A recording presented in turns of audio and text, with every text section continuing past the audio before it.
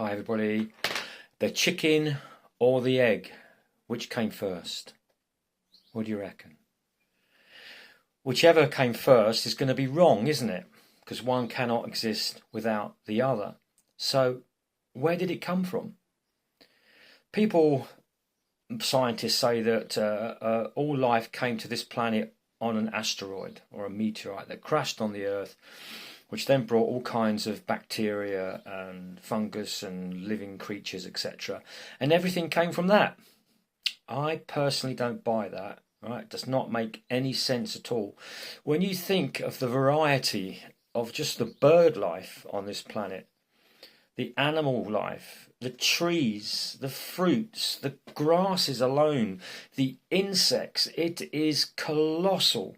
And there is no way that that has evolved from one meteorite crashing on this planet. Even if we had 1,000, 10,000 meteorites crashing on this planet with life, that still would not be enough to create what we have, this collective life force that we've got on this planet. So I was pondering this, and when I ponder, I always get the answer, well, what I think's right anyway. I'm pretty sure you're going to resonate with this because there's no other explanation that makes any sense other than this one. Now, I decided to travel around our galaxy, as I do. I'm quite good at this. I leave my body and I start flying around and having a look about with a question in my head. And I'm being drawn to these specialized planets. Now, these planets I call creator planets. Now, these creator planets are guided by gods, smaller gods, lesser gods. And these gods actually create life on these planets. So basically, there's going to be a planet out there, if you're thinking of fruits, let's go to lemons, for example. This planet grows nothing but lemons. And it has evolved that way through some kind of evolutional progression from a sentient being, a god, a demigod, a lesser god. And that lesser god has created lemons. Why, may you ask? I ask the same question. And it is a gardener or a gardening planet. Basically, everything that you see on our planet, everything you eat from our planet has come from these planets, these garden planets.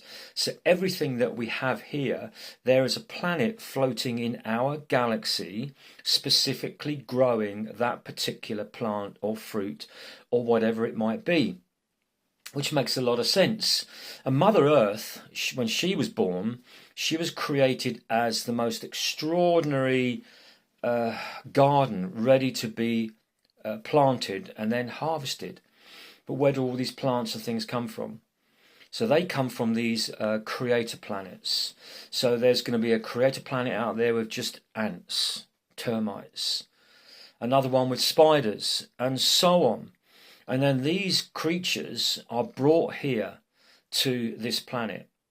And because our planet is very, very temperate, all different types of energy frequencies, heats and temperatures and diversities of land, etc. So these particular planets, I don't know if you guys can see that, but there's something doing this on the screen. I have no idea what it is. This is just my phone, so I do apologise for that. That's a bit weird. That's put me off a little bit. So anyway, coming back to Mother Earth, she is extraordinary, and there's nothing else like it in our galaxy. She's unique. I suppose most things are unique, but she is really, really unique because she has all the right ingredients to support every single life form that is growing in our galaxy. So all these creator gods, these creator planets, are designed to seed not just Mother Earth, but all other planets, M-class planets in our galaxy. So we're going to have, we could probably go to another planet and there's going to be pine trees on there, just like we have here, lemons, oranges, apples, and so on, because that particular M-class planet can support these fruits. And they're going to be coming from the same creator planet, God, that has seeded our planet. So what came first, the chicken or the egg? Well, basically, the chicken was brought here full of eggs. And away she went, obviously with a male as well. So it would have been male and female would have been brought here from every single species. And I'm also trees. Without a seed, a tree cannot grow, can it? Without any plants we have, without that seed, it cannot grow. Which means there must have been a masculine and feminine, female and male aspect of that particular plant or tree or bush or whatever it may be. So just think about that. I mean, to me, that makes a lot of sense. And when I actually saw and met these beings, it was awe-inspiring, absolutely big time. And it made so much sense that now when you actually eat something and you realize that it had been grown specifically and specially for you, for us, all right, as a species, they know that human beings or all beings need sustenance, physical sustenance. And that includes all the herbs and spices and ingredients that we can use to create health and healing in our bodies. They were all sent here by these created planets, these created beings, to help assist us if we get sick. Nothing on this planet is an accident, and it has not been brought here by a meteorite crashing to the planet. It has been brought here by these divine beings, these creator gods, these creator planets, all for us. You know, if you're going to have a humanoid species living on a planet, it needs something to eat, something to drink. So they create a home, a space for us.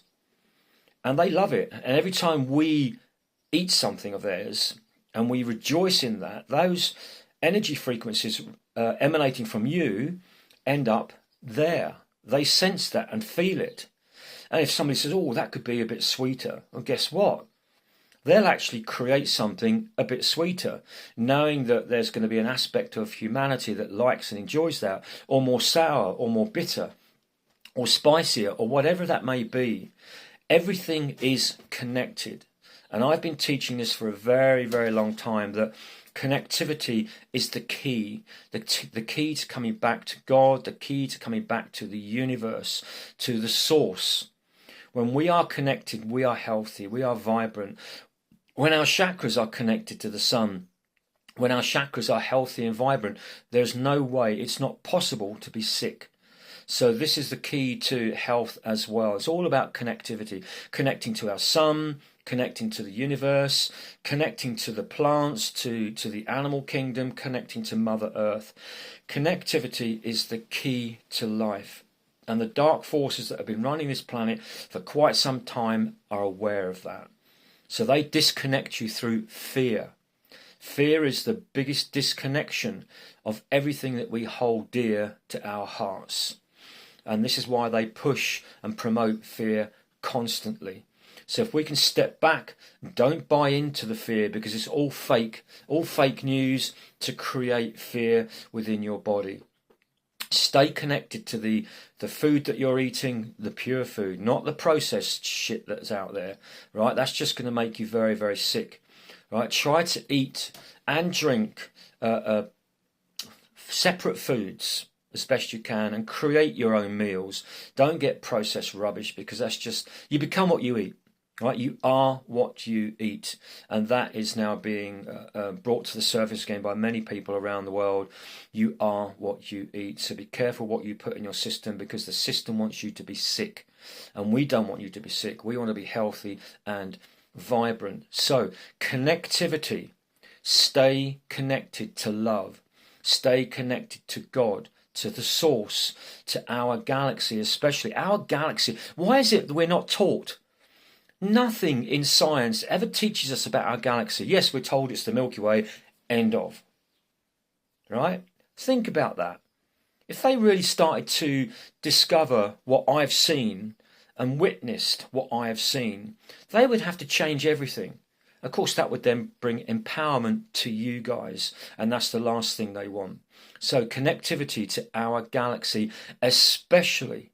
And in the center of our galaxy, I've been teaching, it's called a love star. And all galaxies have these gigantic balls of light in the center. And all the energy spins from that central point, the love star. And that love star radiates our energy frequencies into our galaxy, into all planets, into all beings that we can access.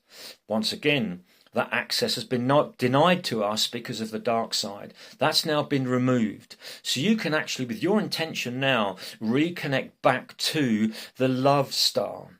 Just use your intention and ask for the love star to pour into your heart.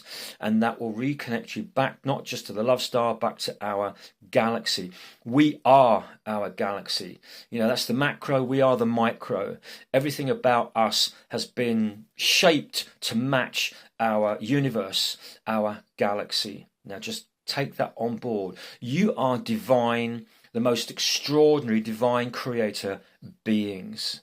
So be. Hope you enjoyed that. Bye.